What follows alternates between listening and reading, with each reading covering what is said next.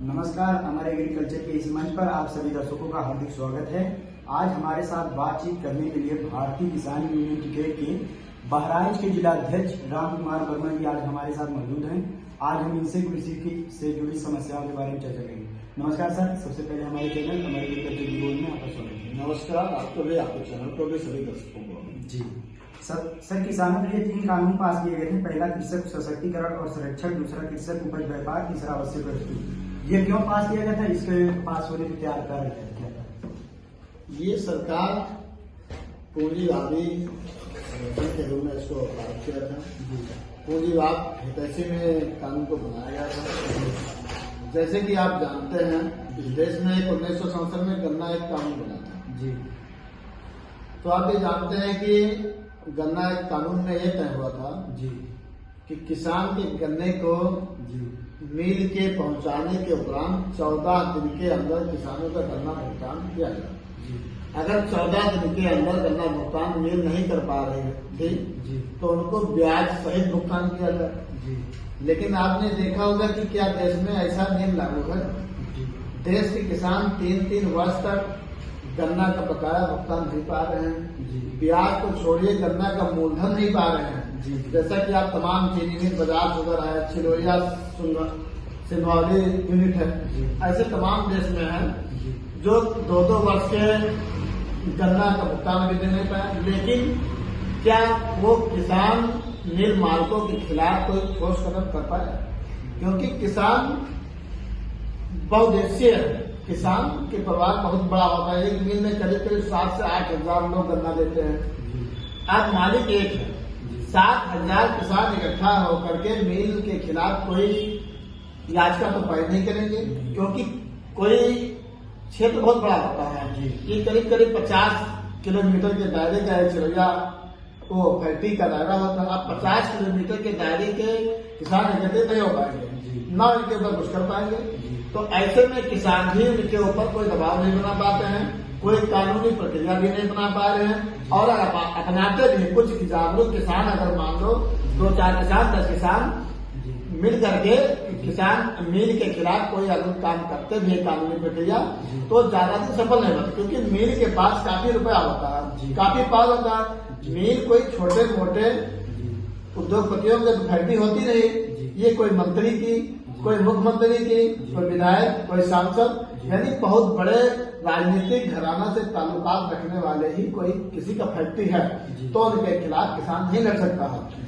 ऐसे दशा में ही जैसे ये इन्होंने कानून लेकर आए थे, जैसे आपने बताया इसमें एक कानून है कि कोई भी किसान पैन कार्ड धारक है तो वो जितना चाहेगा उतना यानी खाद्य पदार्थ, अनाज वो अपने भंडारण कर सकता है। आप आज ये बताइए, किसान देश के जो हालात हैं आप देखते हैं कि किसान वैसे कर्ज से डूबा हुआ है। कोई ऐसा किसान तो नहीं है लगभग जिसका कहीं न कहीं से कर्ज के दबाव में ना हो, चाहे केसीसी कर्ज हो या साहूकार कर्ज हो या व्यापारिक कर्ज हो या सामाजिक कर्ज हो। हर किसान कहीं न कहीं कर्ज से वैसे डूबा हुआ है। वो अपना उत्पादन करता है, उसका भंडारण कैसे करेगा? हम अपनी लागत से तो अपनी फसल तैयार नहीं कर पा रहे हैं। हम बैंक से जो लोन लेते हैं तो अपना हम फसल तैयार करते हैं। अब सरकार कह रही है कि किसान के पास अगर पैन कार्ड धारक है, जितना चाहे उतना वो भंडारण कर सकता है। तो ऐसे दशा में किसान पहले से बिक जाता है उसकी फसल, वो भंडारण नहीं कर सकता है। जो उत्पादन करता है उसका मूल्य पहले से नहीं मिल पा रहा है, तो भंडारण नहीं कर पाएगा। इसका सीधा लाभ उद्योगपतियों को होगा। वो एक लायक है कि अभी मान लो कोई उद्योगपति है, कहीं अगर टमाटर, जैसे आप देखेंगे देश में टमाटर और प्याज और आलू जब तैयार होता है सब्जी किसान के पास, तो उसका मूल्य होता है कहीं 2 रुपए, 1 रुपए। तमाम किसान आप देखते होंगे कहीं रोड पे बहाया जाता है, कहीं मंडी में छोड़ चले जाते हैं, तो कहीं खेत में जुतवा देते हैं, या तमाम वीडियो पर देखते होंगे।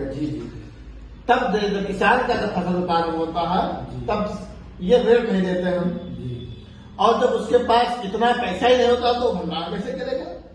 तो ये लाना चाहते, इस कानून के तहत लाना चाहते थे कि जिस तरह से बड़े बड़े व्यापारी देश के सब्जियों पर व्यापार कर रहे हैं, बड़े बड़े व्यापारी देश के फल पर व्यापार कर रहे हैं। जैसे आपने देखा भी कि सेब का जब व्यापार शुरू हुआ छत्तीसगढ़ में, वहां पे तो क्या हुआ, वहाँ के जो छोटे छोटे व्यापारी थे उनके पास कोई बहुत बड़ा वो वेयर हाउस नहीं थे, उन्हें गोदाम नहीं थे।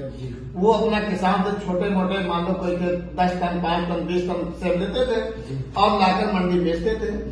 वो छोटे छोटे व्यापारी सबका लाभ लेते थे। अब वहाँ पर बड़े व्यापारी पहुंच गए, जैसे अडानी ग्रुप समूह तमाम ऐसे व्यापारी अडानी ग्रुप पहुंच गए, वहाँ पे बहुत बड़ा भंडारण बनाया। मतलब आप कह रहे हैं कि वो उद्योगपति उद्योगपति पहुंच गए, बड़े उद्योगपति। अब वो बहुत बड़ा वहाँ पे गोडाउन बनवा दे। अब छोटे छोटे व्यापारियों से महंगे सेब खरीद करके और गोडाउन में डंप किया। ठीक, उसके बाद लगातार 3 साल ऐसे किए। किसान से सीधे बड़े व्यापारी किसान से मिल करके और सीधे किसानों का सेब खरीदा और बड़े बड़े हाउस। तो आप देखेंगे कि जब वहाँ बड़े उद्योगपति पहुंचे तो छोटे सभी किसानों से सेब खरीदा और इकट्ठा किया। 3-4 साल तक लगातार अच्छे दाम दिए किसान को।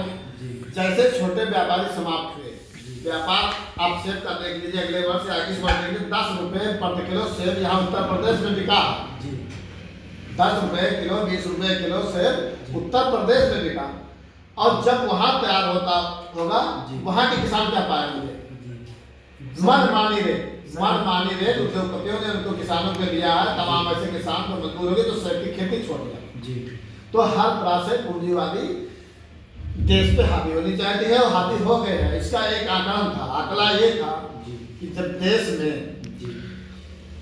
में जब कोरोना काल आया और कोरोना काल में सभी उद्योग धंधे व्यापार सब बंद हुए, उस दिशा में केवल कृषि से आए देश की जीडीपी 3.5 पहुंच गई थी और पूरे देश के जीडीपी 5.5 होती है।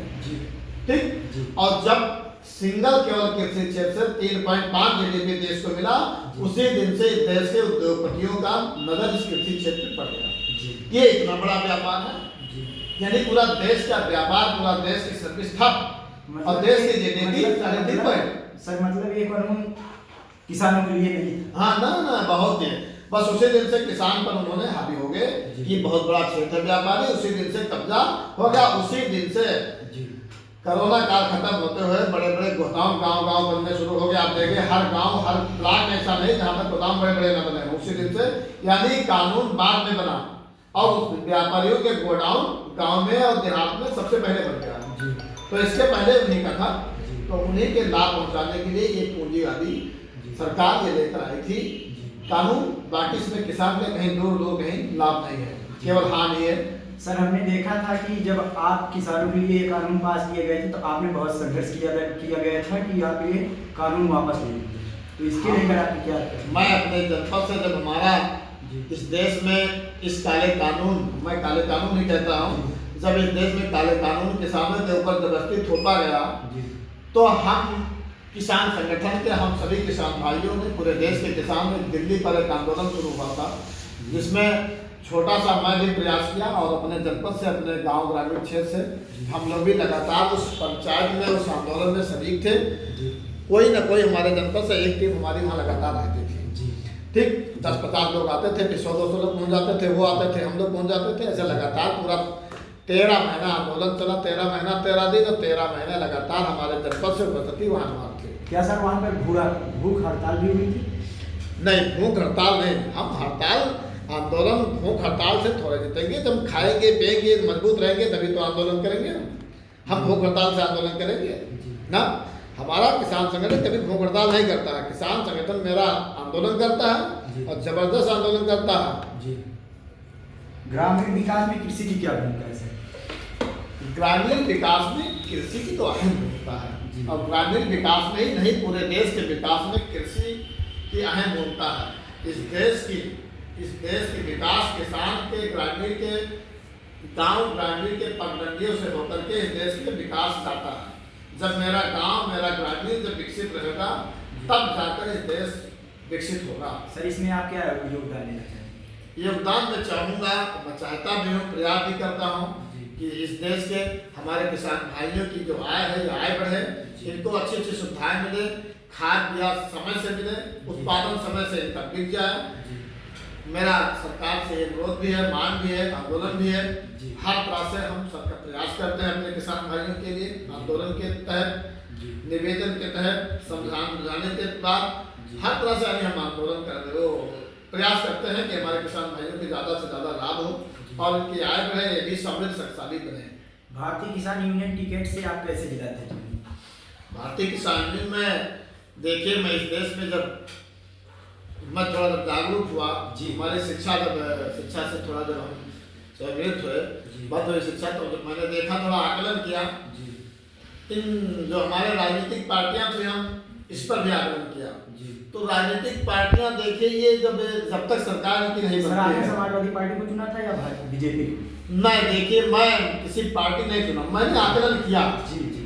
मैं जब राजनीति में कदम रखना चाहा तो मैंने पहले पार्टियों का आकलन किया, तो आकलन में हमारे ये आया कि जब तक इनकी सरकार नहीं बनती है तब तक ये देश को या जनता को गुमराह करने के लिए तमाम तरह के इशू लाते हैं कि हमारी सरकार बनेगी तो हम ये करवाएंगे, हमारी सरकार बनेगी तो ये विकास करवाएंगे, हमारी सरकार बनेगी तो जब तक नहीं सुविधा देंगे। लेकिन जैसे ही इनकी सरकार आती है सब भूल जाते हैं। सारी जितने भी पार्टियां हैं सब एक ही रास्ते पर चलते हैं। आप खुद को अगले 5 वर्षों में किसी क्षेत्र में कहाँ देखते हैं, कहाँ देखना चाहेंगे? मैं चाहूँगा कि अगले 5 वर्षों में जी मेरे देश के किसान जी इस देश का एक धुरी बने जी। लगातार यहाँ का इतिहास ही रहा है कि इस देश का किसान के नाम से ही देश की पहचान है, कृषि प्रधान देश है। तो मेरा एक कृषि प्रधान देश हमेशा बना रहे, मेरा प्रयास भी रहेगा 5 साल नहीं, मेरा 50 साल, आने वाले 5 पीढ़ी 10 पीढ़ी, जब तक इस देश का नाम रहे किसान के नाम से ही जाना जाए। आप किसानों के साथ तालमेल कैसे बिठाते हैं और उनकी समस्याओं को कैसे सुनते हैं?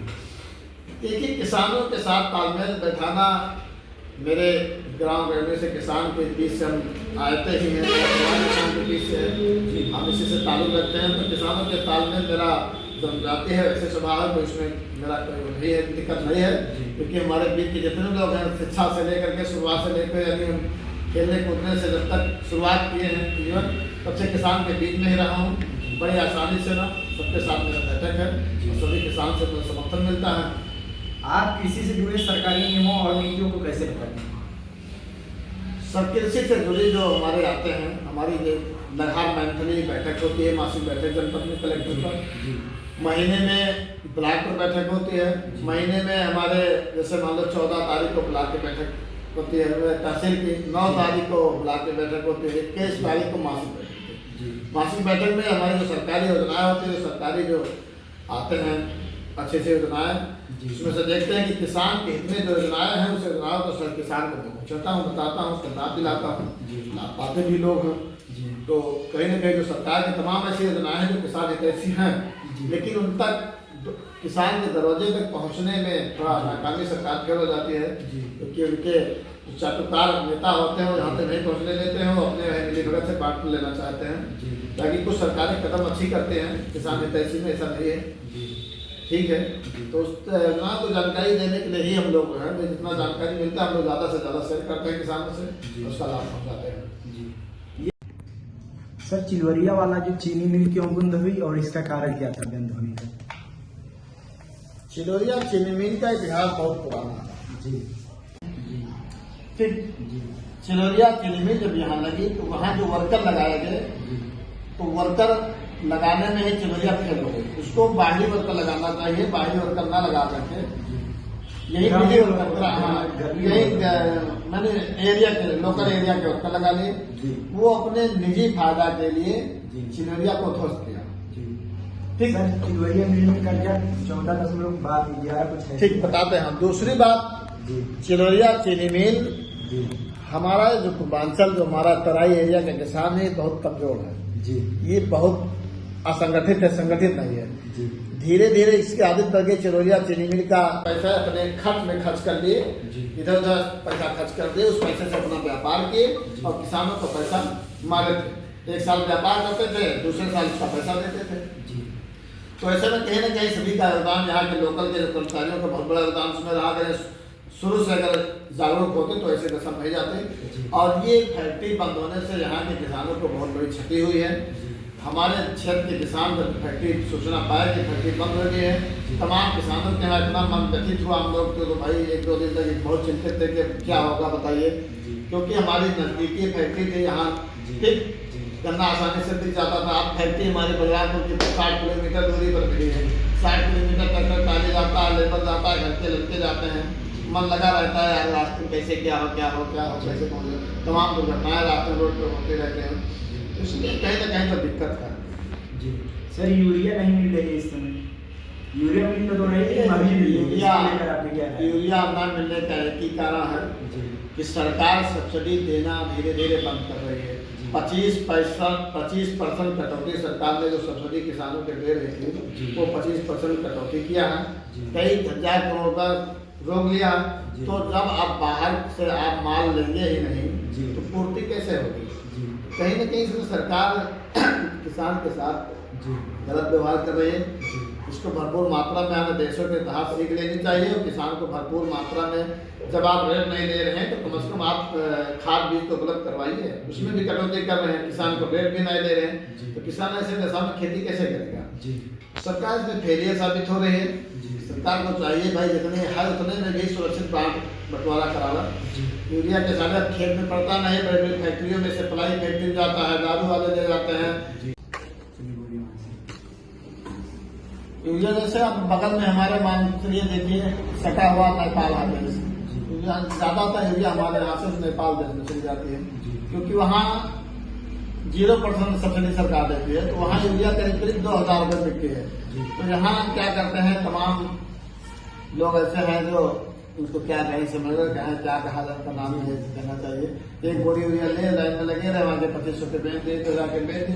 यहाँ मजदूर 300 यूरिया 300 का, एक बोरी 300 का यूरिया खरीदे और वहाँ 20,000 में बेच दे। तो तमाम इस तरह से काला बाजारी इस तरह से हो जाती है। तमाम दारू फैक्ट्री में चले जाते हैं, तमाम प्लाई बोर्ड में चले जाते हैं। तो सरकार को इस पर प्रतिबंध लगानी चाहिए। जो यूरिया आती है वो किसान को मिले, किसान के खेत में पड़े, पैदावार हमारी बनी रहे, भुखमरी की कगार पर देश में पहुंचे। जब देश में खाद्यान्न मजबूत होगा तो देश हमारा मजबूत होगा। मैं चाहूंगा सरकार से इस पर ध्यान दे और कहीं काला बाजारी रोकने पर काम करें। सर, अभी हम आपके साथ एक क्यूट सा गेम खेलेंगे। हमें एक पार्टी या एक नेता का नाम बताएंगे, उसको उसमें आपको एक शब्द या एक सेंटेंस में बताना है। सबसे पहले बात करते हैं कृषि मंत्री सूर्य प्रताप शाही, आपको कैसे बताएंगे? देखिए, सूर्य प्रताप शाही जी का जो दिखावापन है तो कहीं ना कहीं ठीक लगता है, लेकिन काम धरातल पे होता तो इस तरह से होता था। काम धरातल पर आप ही के बगल विधायक यासा शाह कैसे देखते हैं? अब जब उनकी सरकार नहीं तो उन पर क्या बताया जाए। सरकार होती तो उनको भी जिम्मेदारी बनती, तो सरकार नहीं तो उनको क्या कहा जाए। सुभाष त्रिपाठी विधायक तैयार को सुभाष त्रिपाठी जी हमारे विधायक तैयार उनके उनको अपने तो चलते रहे। जो सरकार के वो पॉलिसी लगी हुई वो बोल सकते हैं, वही कर सकते हैं जी। वो इस तरह में कुछ करेंगे नहीं जी। श्रावस्ती के सांसद राम शिरोमणि वर्मा आपको कैसे दिखते हैं? राम शिरोमणि वर्मा भी उनकी जब सरकार नहीं हो, चुनाव जीत करके अम्बेडकर नगर से ले गए यहाँ की जनता क्या करेंगे? जब सरकार होती है तभी कुछ किया जा सकता है ना। जिम्मेदारी जब है तो कर पाएंगे ना। जिम्मेदारी तो है नहीं तो सरकार चल गया। समाजवादी पार्टी के महासचिव शिवपाल यादव कैसे दिखते हैं? नहीं, वो लोग तो बड़े भाई अच्छे नेता हैं। वो लोग सरकार अच्छे नेता है, लेकिन उनको भी भड़काव में आ गए थे। चलिए, हमने बात की राम कुमार वर्मा जी से, जिला अध्यक्ष बहराइच भारतीय किसान यूनियन। अगर आपको वीडियो पसंद आई हो तो हमारे चैनल को लाइक, सब्सक्राइब एवं बेल आइकन दबाना ना भूलें। बहुत बहुत धन्यवाद।